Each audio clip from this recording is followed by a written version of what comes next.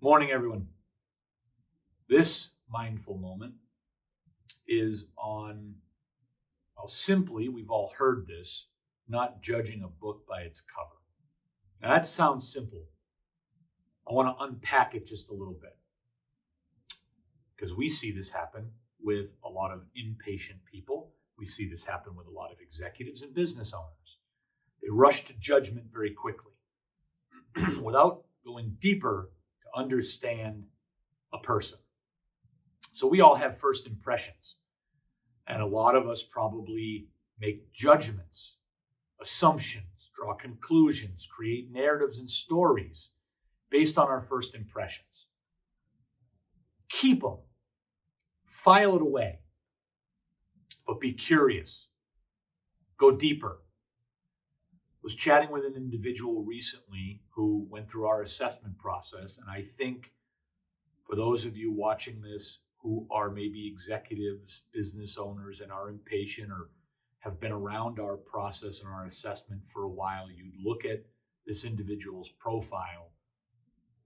And because I know a lot of you and what the reaction would be, you jump to conclusions quickly on, I don't think this is going to work in my culture. I don't think this is going to work in that job. I don't think this is going to work in our environment, without exploring it deeper. This particular individual I was working with is a deep person. There is way more than meets the eye. And curiosity says about people, there's almost always something you're missing. You just got to find out what you're missing. With this individual, the way he adds value is by bringing order to chaos. He's thoughtful. He's measured. He's careful. As I mentioned in one of my other mindful moments, he is one of the other individuals that needs time to process and think. When he has advance notice, when he has time to think, he is brilliant.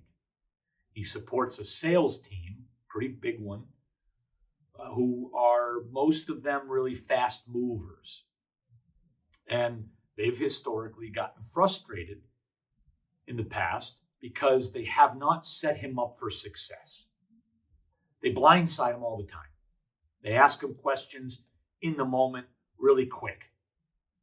And a lot of people, I think, would just jump to a conclusion and draw impressions or assumptions about him and miss the real value. He is incredibly good at helping you become more organized. Those individuals are worth their weight in gold. But if you judge a book by its cover because of what you see in somebody's behavioral assessment, whether you're leveraging ours, the DISC, the predictive index, the Harrison, the Colby, or any number of the other ones that are out there, strength finders, they're really good assessment tools out there on the marketplace. Unfortunately, people draw conclusions too fast on the data they see just from the assessment. What's way more important is understanding the person and how their tendencies, their personality, their behavioral traits are going to show up. It's way more important to understand the context rather than just what you see in front of you or what's on paper. Go deeper, be curious, and don't judge a book by its cover. Enjoy the rest of your day. Hope that helps provide some different perspective.